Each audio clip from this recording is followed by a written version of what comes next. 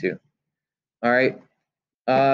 So I want to show you how to, we're going to do one line graph example. And then I'm going to give you a few minutes to go through this line graph practice. And then see if you have any questions, so you guys can do it on your own and see if questions arise. Then we'll talk about this second line graph, and then we'll kind of actually move right on to this bar graph. Okay, bar graph, doing this bar graph practice. Okay, without or bar graph example, I should say. Okay.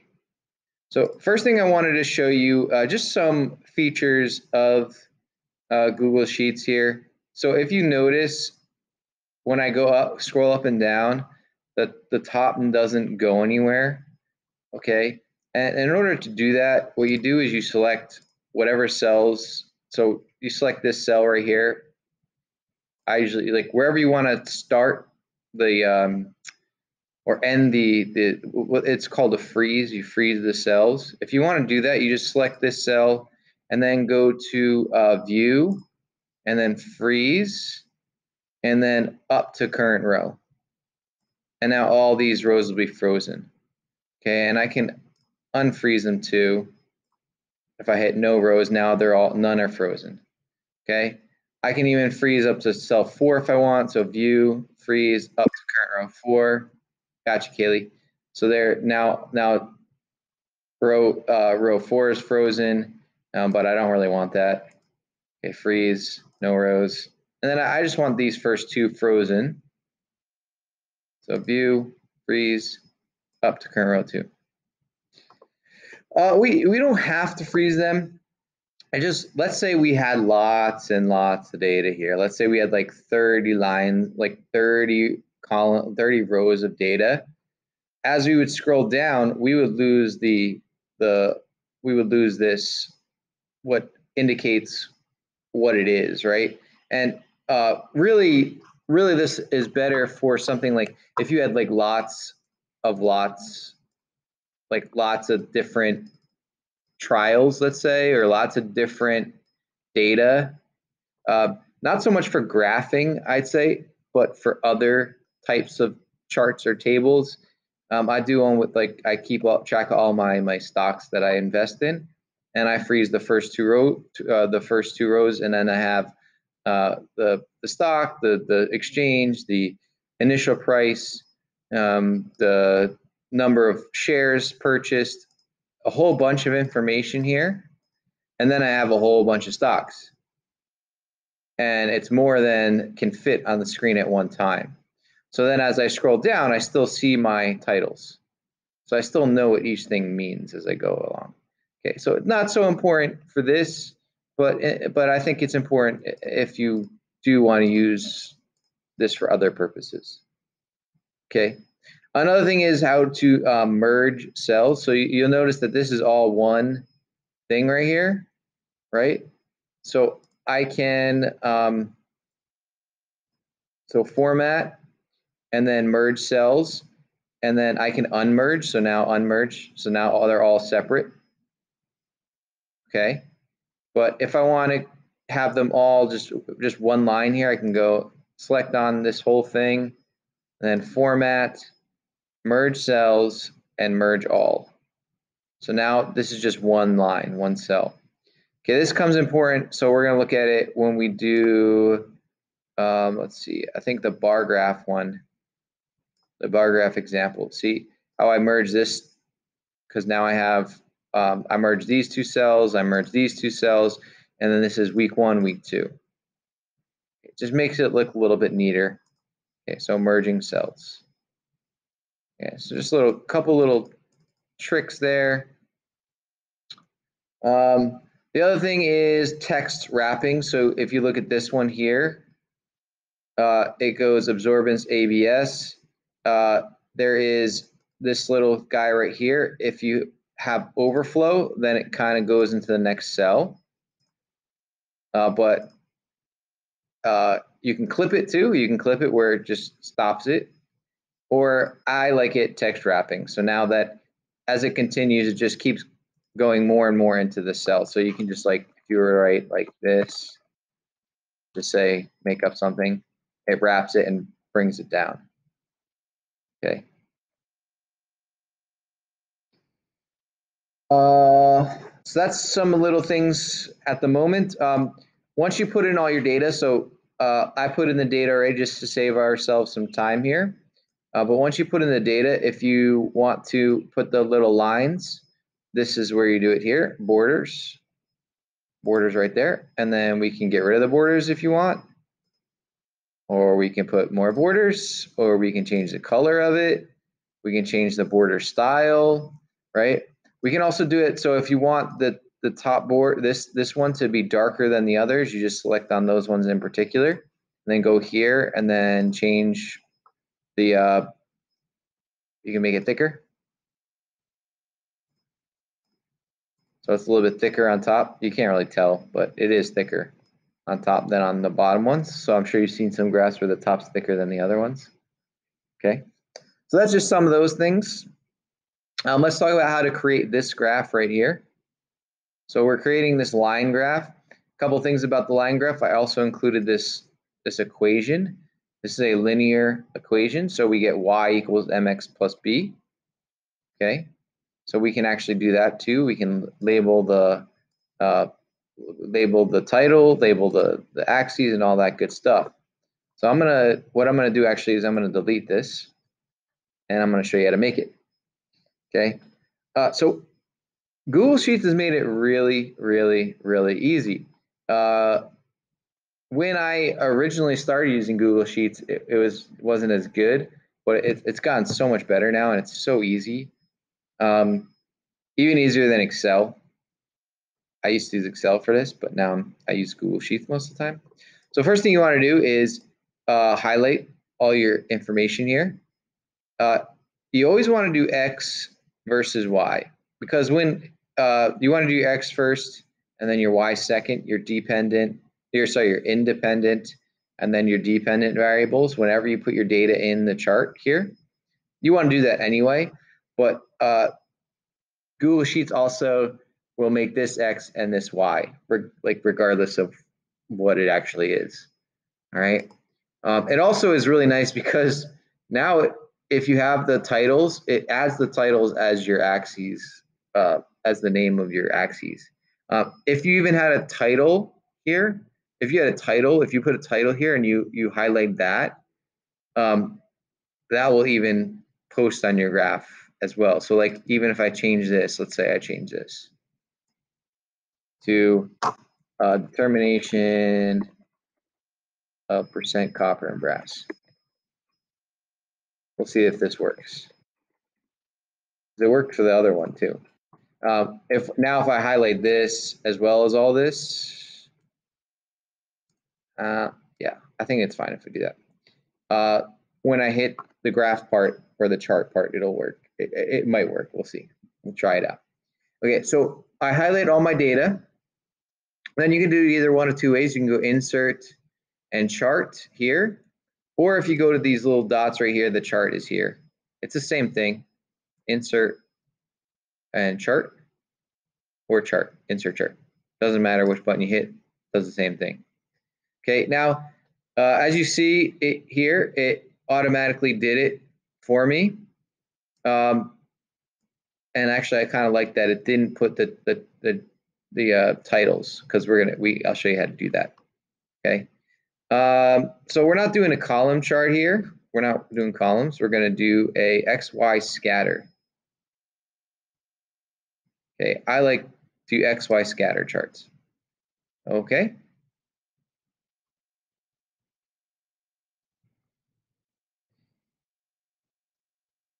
So our x-axis is our concentration and molarity, which is what we want it to be. That's our independent variable. And our y-axis is our absorbance. So we can see that the y-axis is actually labeled series. Okay, so the series is actually the y-axis, and that's the absorbance.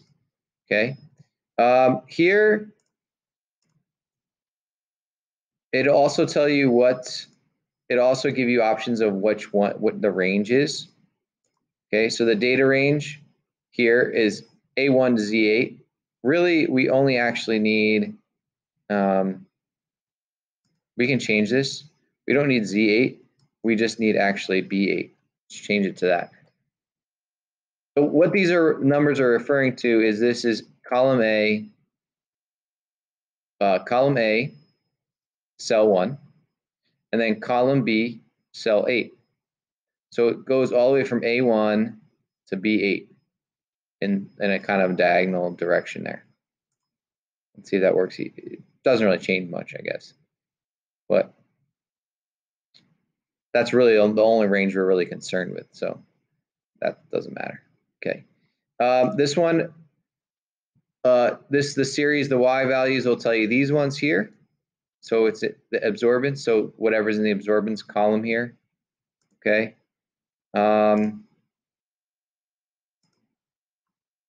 Yeah.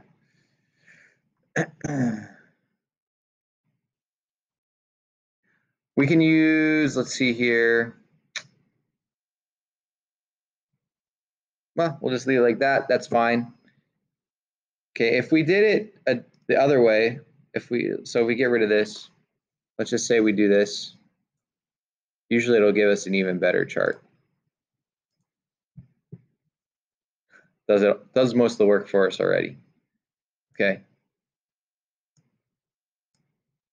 Kind of did a nice, if you just have the two columns with two labels and then do that, it'll put the absorbance versus, so X versus Y, or Y versus X, I should say.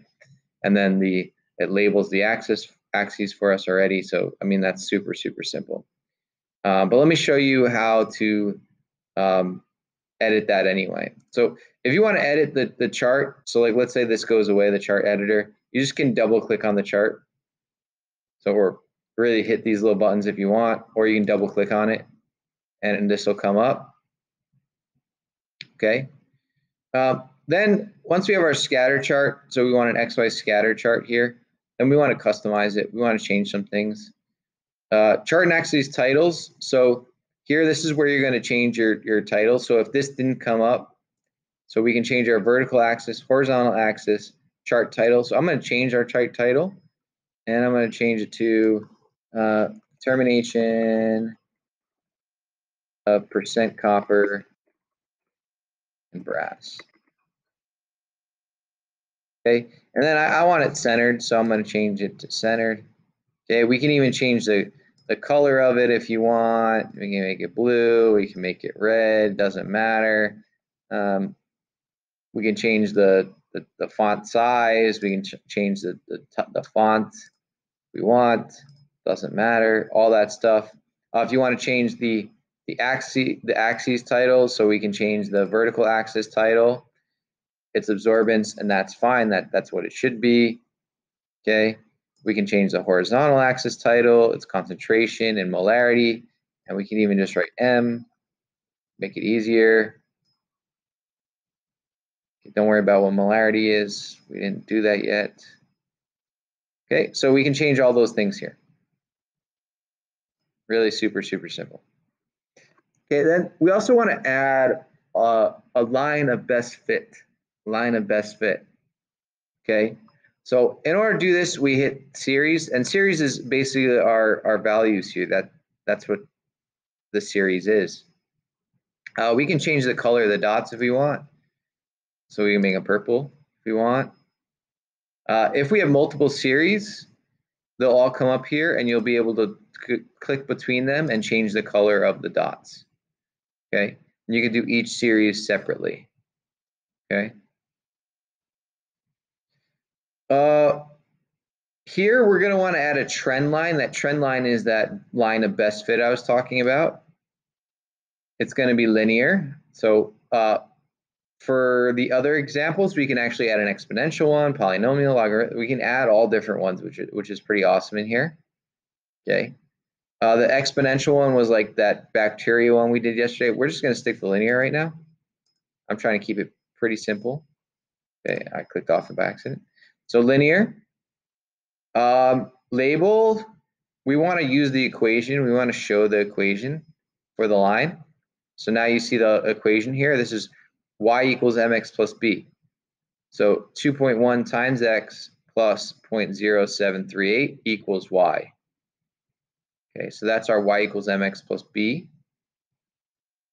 And then our r squared value. So r squared, that shows us how close this line is to our data.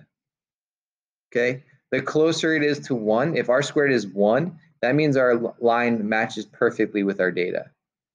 Okay, but 0.986 means that it's a little bit off from our data, and that's okay. That's okay. And that's what the r squared value means.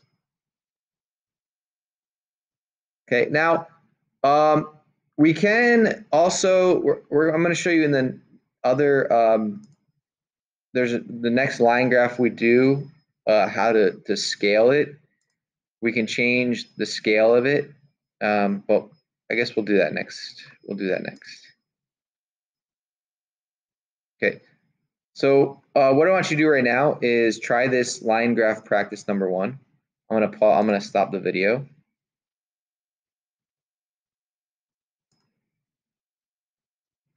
Okay, so again, to graph, first thing, select what you need to graph here, including the titles. I like to include the titles. It makes it, Google Sheets does a really good job of making the titles or the axes, labeling the axes when you select them.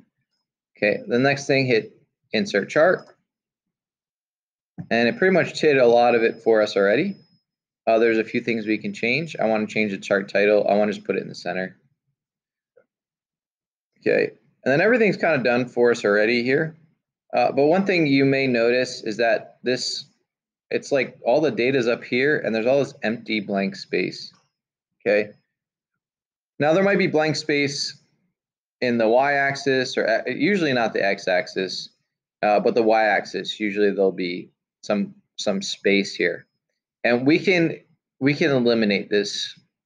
We can make this so it looks a little bit nicer here. Okay, and what we need to do is in the customize section. So we had the setup and then the customize. Then you go to series. I believe it's series. Okay, and we want to select the one, the y-axis here, the density. Okay, and then we want to, oh, maybe it's not that. Oh, it's the vertical. We go to vertical axis. Sorry. So vertical axis. So this is the vertical axis. Goes straight up and down. That's why it's called the vertical axis. And we want to change the minimum value here. So right now the minimum value is 0, but from 0 to 0.75, there's like no data. Okay, I'm going to go all the way up to like 0.9. So I'm going to say that the minimum value, I want to see the minimum value be at 0.9. Let's see how that looks. Now you see the data kind of got stretched out a little bit. You see a little bit more of a linear relationship here. It's a little bit more obvious. We could probably even stretch it out even more. Let's do it even 0.95 maybe. Oops. 0.95.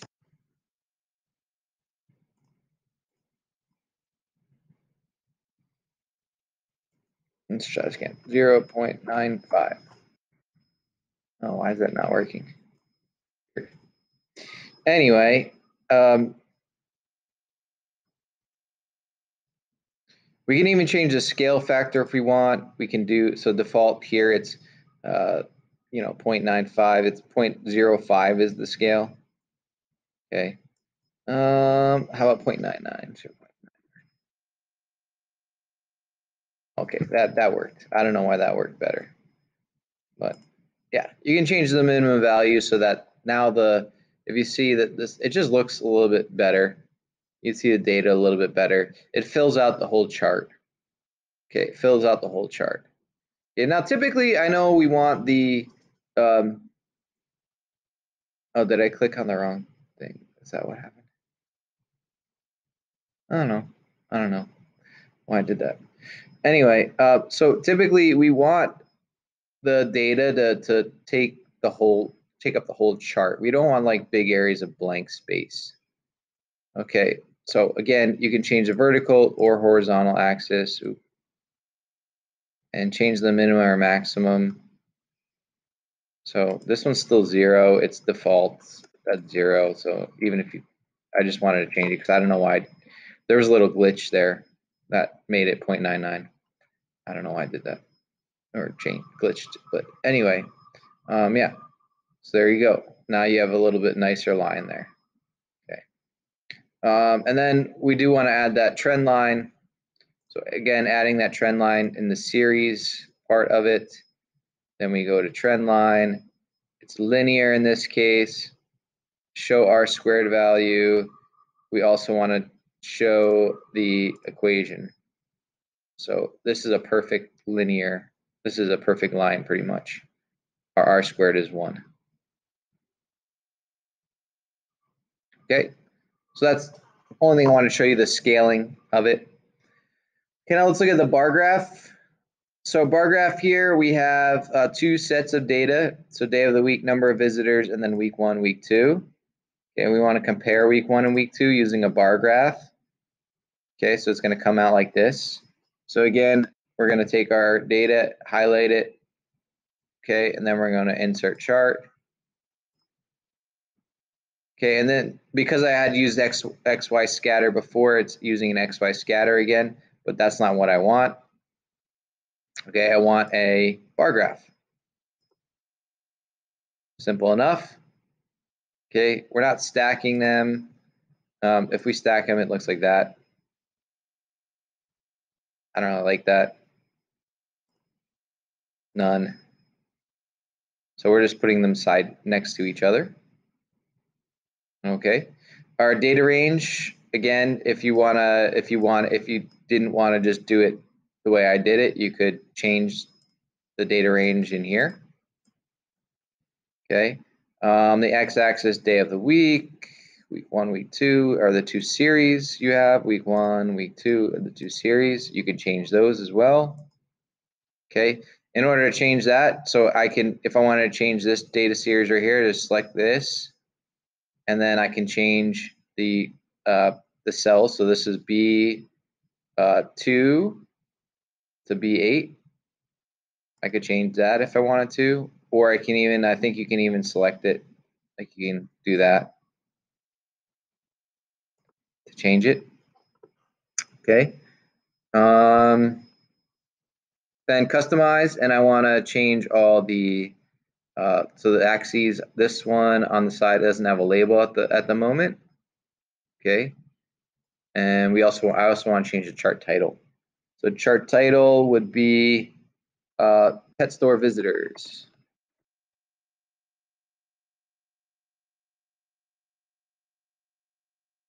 Okay. Center it. Looking pretty. And then I don't have a vertical axis title at the moment. There is none. So that'd be number of visitors.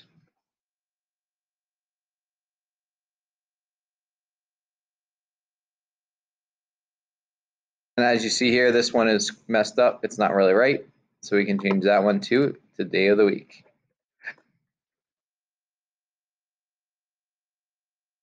And that's pretty much it for the bar graph there. Pretty much it.